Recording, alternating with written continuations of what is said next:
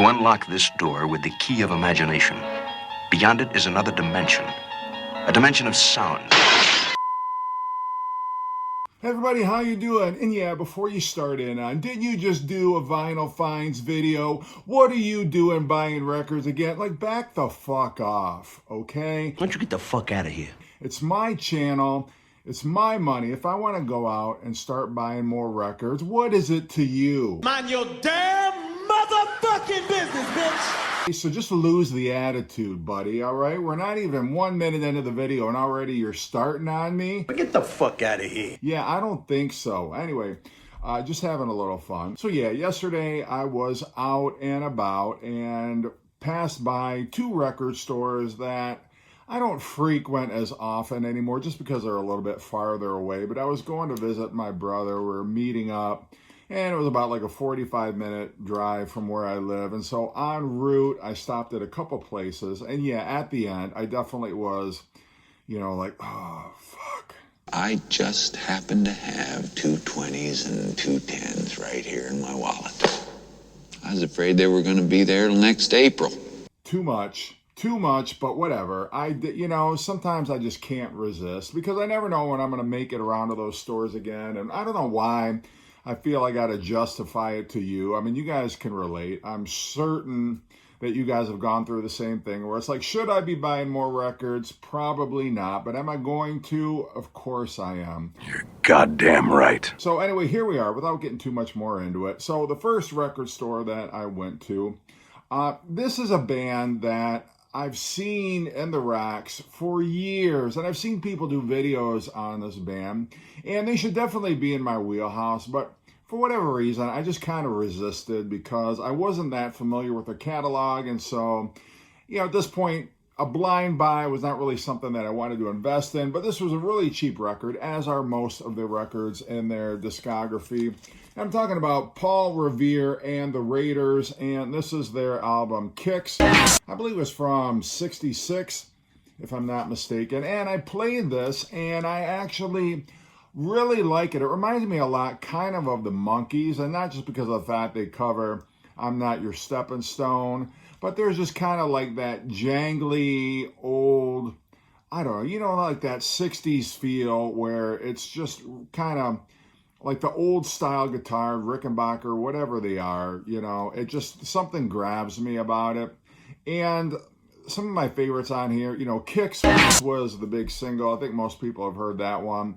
Really like There's Always Tomorrow, I thought was very cool.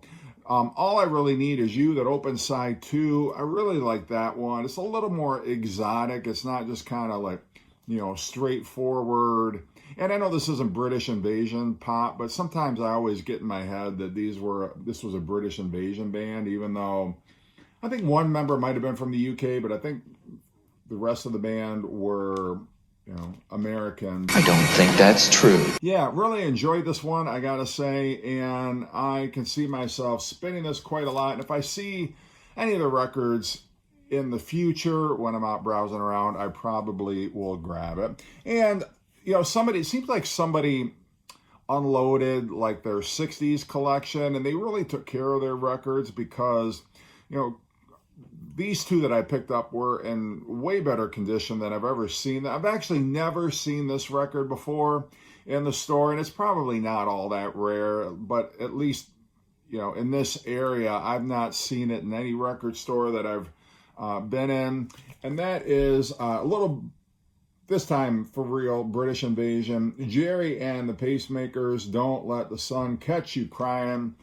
And I was familiar with this song, and also How Do You Do It, because that was one of the songs that the Beatles recorded, intending it to be their second single, their follow-up to the Love Me Do single, but then they passed on it. But Jerry Marsden, right there, the leader of the band, he didn't seem to have any problem with it. And yeah, it's a little hokey, a little cheesy. I've not spun this record yet, so I'm not sure how their take is on it. It was Mitch Murray was the one who wrote the song.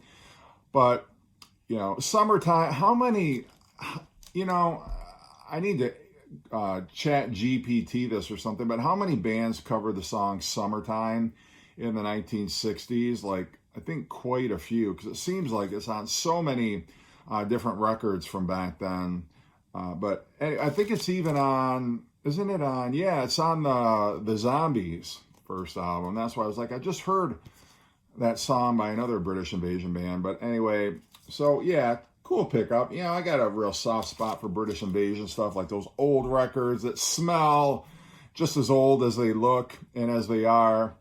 So that was with two that I got at the record store. And then I found this one, and this is an album that I've been meaning to pick up. I've had it on CD. I do not intend to get anything else by this band because this is the only record. And I've heard quite a few of their other records and albums and whatnot, and I've just not been that impressed. But I'm talking about Weezer. I gotta stay home and grease Weezer. And this is the only album that I need by this band. I know Pinkerton is probably the cool choice if you're going to pick your favorite Weezer album. Weezer, Weezer, Weezer. This is fine enough for me. I don't need to explore any more than that. Weezer, Weezer, Weezer, Weezer, Weezer, Weezer. I mean, my favorite songs on here, I love, you know, Undone the Sweater song is classic. Say It Ain't So is great. I love Holiday. So yeah, you know, this is all I need by Weezer. And my point being, it looks like it was sealed. It's still in the shrink. It's got this little Target hype sticker saying it's blue and white marbled. But it was open, but likely never played. And it was only $16. I'm like, all right, there's never going to be a better opportunity for me to grab this album. I just couldn't see myself paying full price for it because, like I say, I like this album, but in general, I'm not a huge Weezer fan. So then I moved on to the Detroit Record Club for the remainder of my picks. And I walked in there and it was like one holy shit after another. Like I couldn't believe the records that I was finding in there. First of all, I have never seen this. I have the 45 of it with the picture sleeve, but I've never seen this in the 12-inch single format. I'm talking about Nobody Told Me. Get the fuck out of here. John Lennon with Oh Sanity, Yoko Ono on the back. I was hoping there'd be some remixes, a dub mix, an instrumental mix, a club mix. Yeah, I just grabbed this more for the novelty of it. I mean, I've got it already on 45. I've got it on the Milk and Honey album, but I thought, you know, how cool is that? I'll probably never see that again. I don't know if they released any other 12-inch singles. I doubt it from that album, but I could be wrong. You're not wrong, Walter. You're just an asshole. And then this was another, like, I've never seen this before, and I never really thought about, like, what format did that song come in, but I'm talking about The Clash. This is Radio Clash. Get the fuck out of here. This is the 12-inch single for that song, which it was never on a Clash studio album. But this has got, this is Radio Clash, and what else has it got on it? A little slow tonight, isn't it?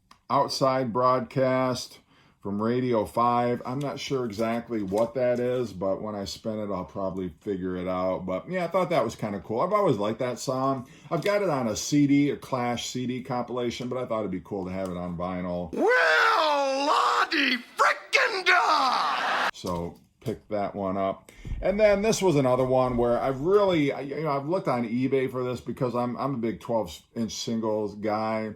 And I already had Love Removal Machine from the Love album, but then Wildflower, the 12-inch single of that from the excellent Cult Electric album. And I love the artwork on these 12-inch singles. And on here, got Wildflower, a remix.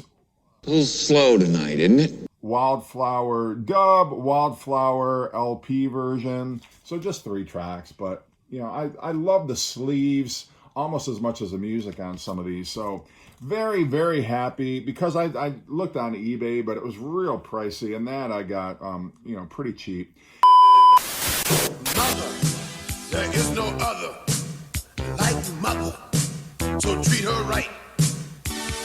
Mother, I always love her. My mother, so treat her right, treat her right.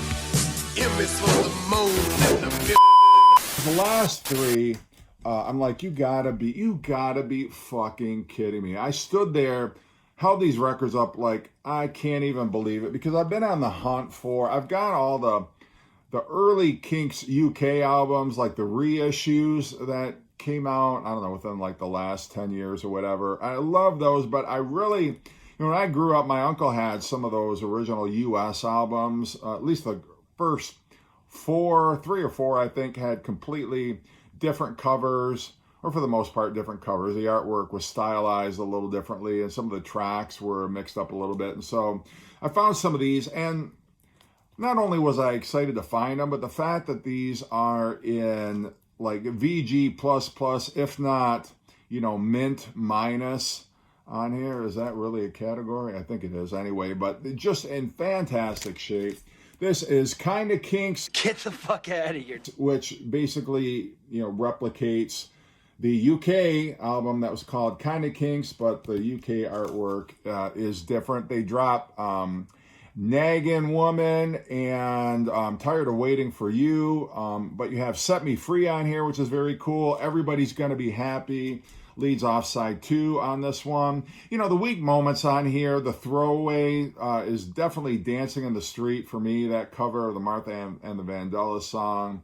And then Wonder Where My Baby Is Tonight. That song is absolute dog shit.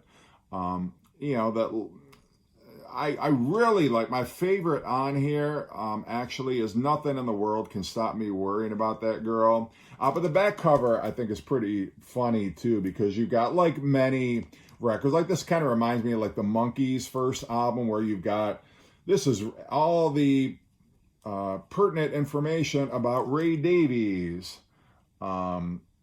And it was sort of almost like they gave the band a questionnaire, and each band had to fill out like answers to that questionnaire, and then they just like printed the answers here. But anyway, happy to find that one. And that's not all. Kinks Kingdom, this was the real prize. This was, I would go as far as to say this was a grail for me. The Holy Grail. Because it does not conform to any of the UK early UK albums in any way, shape, or form. You've got A Well-Respected Man, which was on the Quiet Kinks EP in the UK. And there's some B-side stuff in here. I Need You, I love that song.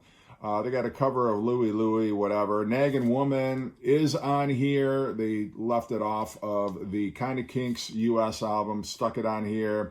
Never Met a Girl Like You Before. Who'll Be the Next in Line? So a great collection of songs. You know, kind of a little slow tonight, isn't it? Liner notes that are trying to be a little too clever, kind of in the Andrew Loog Oldham style, if you've read any of his liner notes on those early Stones albums. And then the last thing I got, this was a double album. It's also on the, it says Reprieve, not Reprise, right? Yeah, these are on Reprise. This is on Reprieve. I don't know what the fuck this is, honestly, but it looks like a Reprise album. Is Reprieve like some sort of subsidiary? See, I pronounced it right that time. Subsidiary of MCA Records. I don't know, but it's called Collectible Kinks, a colossal comprehensive collection of quite rare classic cuts, culled from the archives. Very clever, that. But it's got 2 discs worth of rarities. It's got Long Tall Sally, Got Love If You Want It, I Go to Sleep, When I See That Girl of Mine. I don't know if these are outtakes. I've not spun this one yet either.